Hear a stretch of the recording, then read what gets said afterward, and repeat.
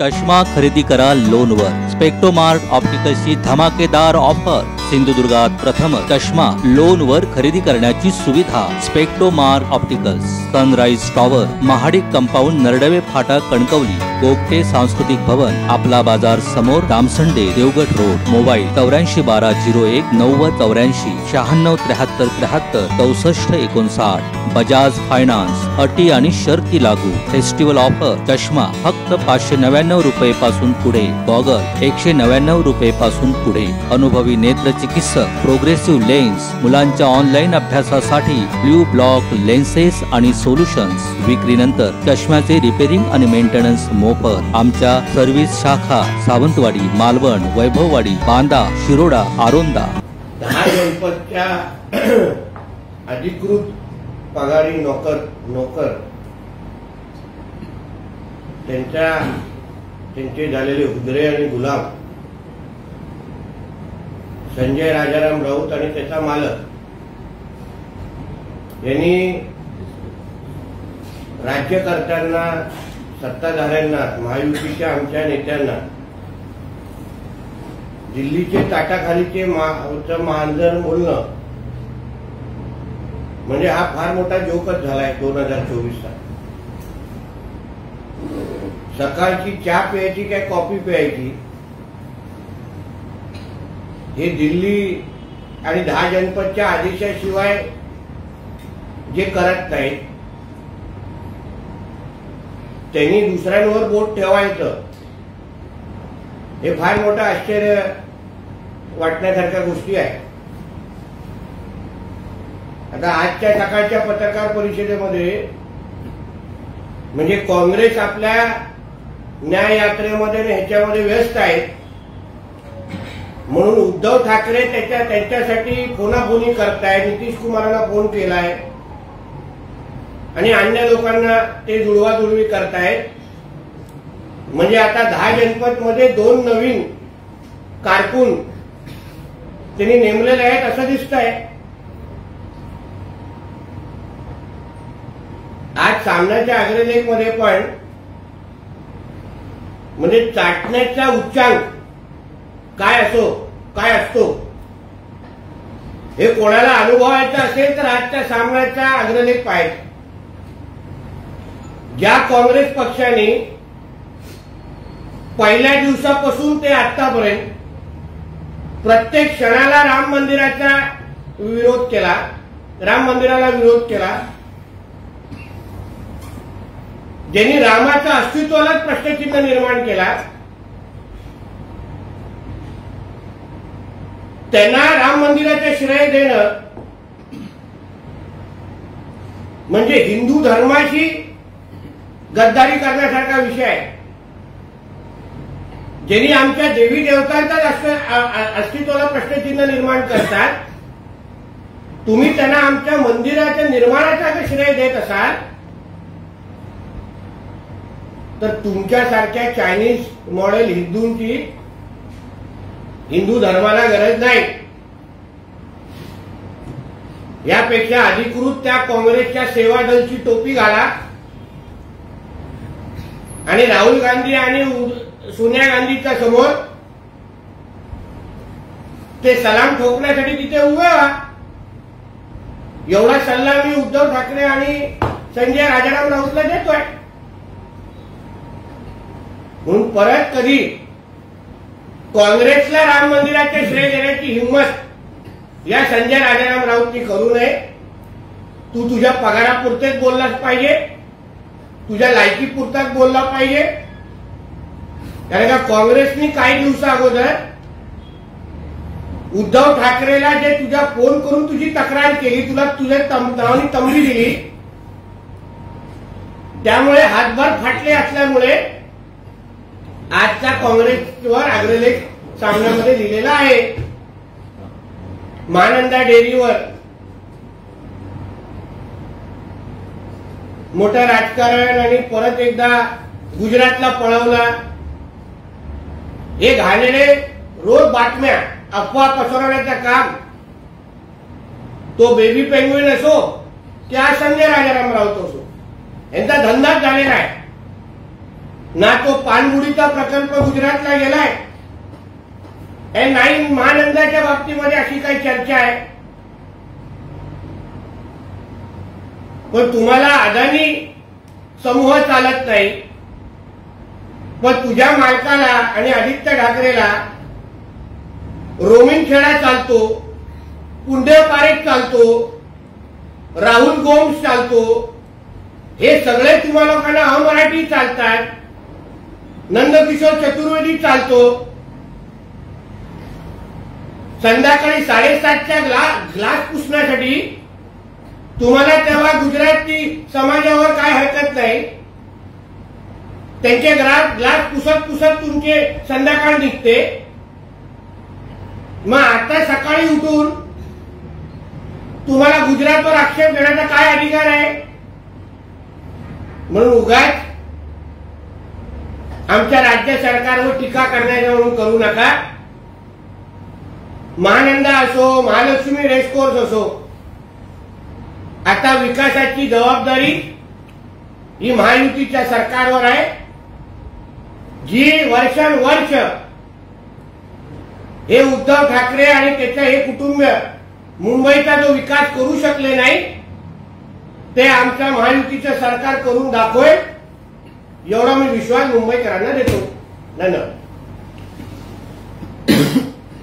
रोज एक व्यवसाय महाराष्ट्रातून खेचून नेला जात आहे आणि हे सगळे तोंडावर कुलूप लावून बसले आहेत. हे कसले राज्य करते असं संजय राऊत म्हणतात. मग तुझ्या मालकाच्या मुलांनी जे काही रोमिंगखेडा, पुण्या पारेख, राहुल गोम्स, ती हायवे कन्स्ट्रक्शन कंपनी, हे काय लालबागच्या मराठी माणसाच्या नावाने केलेलं काय? मग तेव्हा तुझ्या मालकाच्या मुलाला कुठे कुलूप लावलेला? तोंडावर लावलेला की बाकी कुठे लावलेला? ह्याचं उत्तर जरा दे. म्हणजे दुसऱ्यांनी काही केलं तर तुम्ही त्याच्यावर बोंबलत बसता.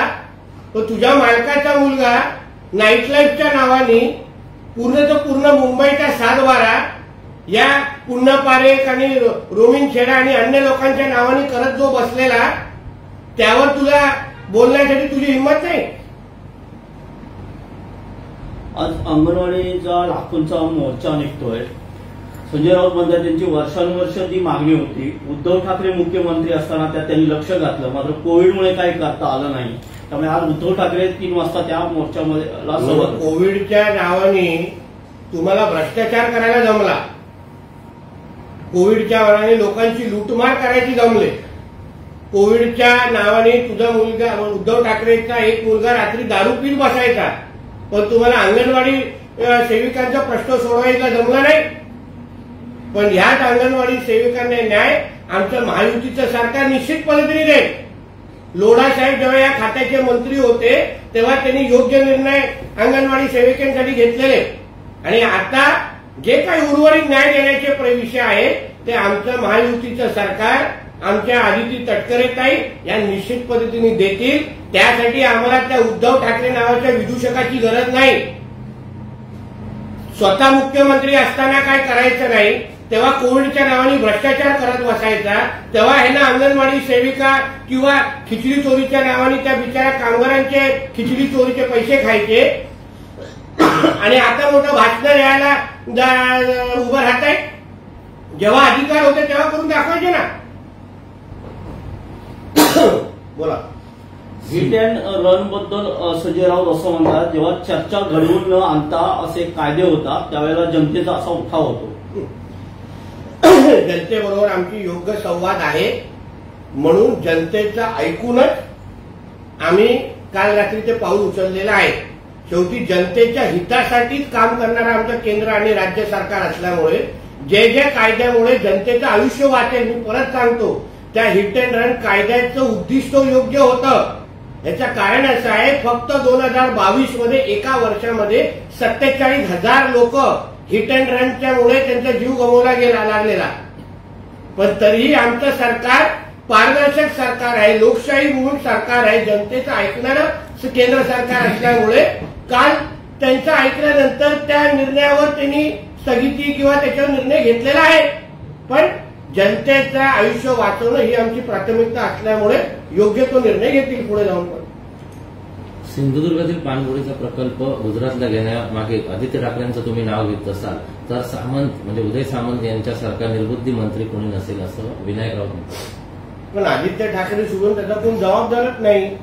2018ला दीपक केसरकर जेव्हा या खात्यातले म्हणजे अर्थ राज्यमंत्री होते तेव्हा त्यांनी ह्या प्रकल्पाची सुरुवात केली आणि महाराष्ट्रातला पहिला पाणबुडीचा म्हणजे देशातला पहिला पाणबुडीचा प्रकल्प आपल्या वेंगुर्ला सिंधुदुर्गात महाराष्ट्रात येत होता.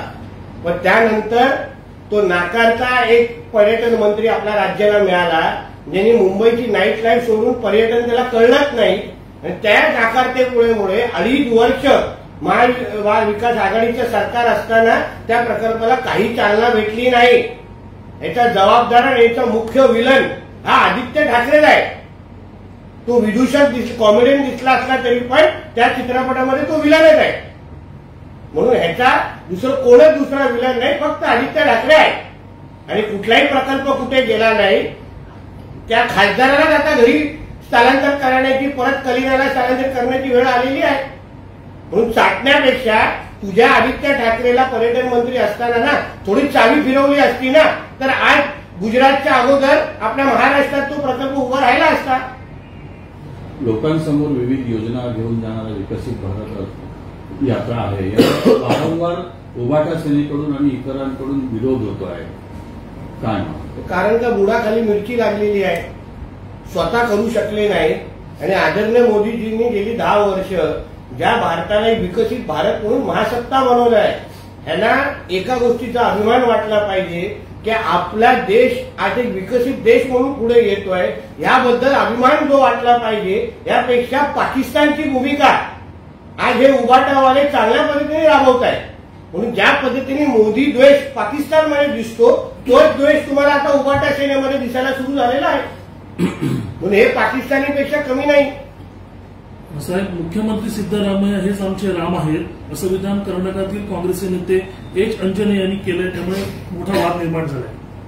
आता तुम्ही ज्यांचा हिंदू धर्म आणि रामाशी काहीच संबंध नाही. रामदेवताला रामलल्लाला जे सतत द्वेष करत बसतात त्या काँग्रेसच्या कुठल्याही नेत्याला नाव तुम्ही आमच्या कुठल्याही हिंदू देवताने देत असाल तर आमच्या हिंदू समाजाने धर्मात आणि देवदेवतांचा अपमानच आहे. साहेब, भाजप ईव्हीएम मशीनचा आधार घेत आहे. ज्या देशांनी ईव्हीएम तयार केलं त्यांनी सुद्धा ईव्हीएम नाकारलं. भाजपने एकतरी इलेक्शन ईव्हीएमच्या कोपड्या सोडून घेऊन करून दाखवावं असं सुषमा अंधारे.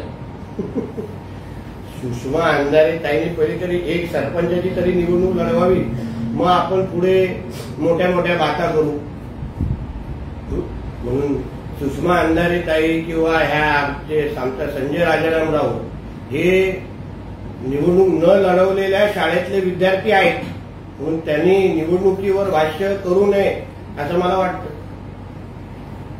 सर, काल केसरकर साहेब बोलले उद्धव ठाकरे यांनी 2019 मध्येच भाजपबरोबर जायचं कन्फर्म केलं होतं, परंतु संजय राऊत यांनी वेगळा घडविलं. बरोबरच आहे. कारण का संजय राऊतला पगार तेव्हा पवारांकडून यायचा.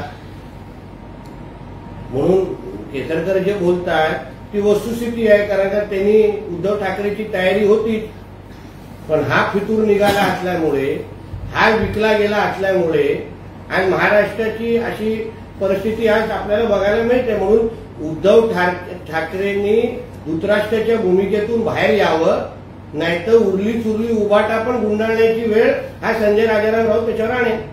ताज्या अपडेट्स आणि ताज्या बातम्यांसाठी आजच सबस्क्राईब करा आपला सिंधुदुर्ग डिजिटल न्यूज चॅनेल.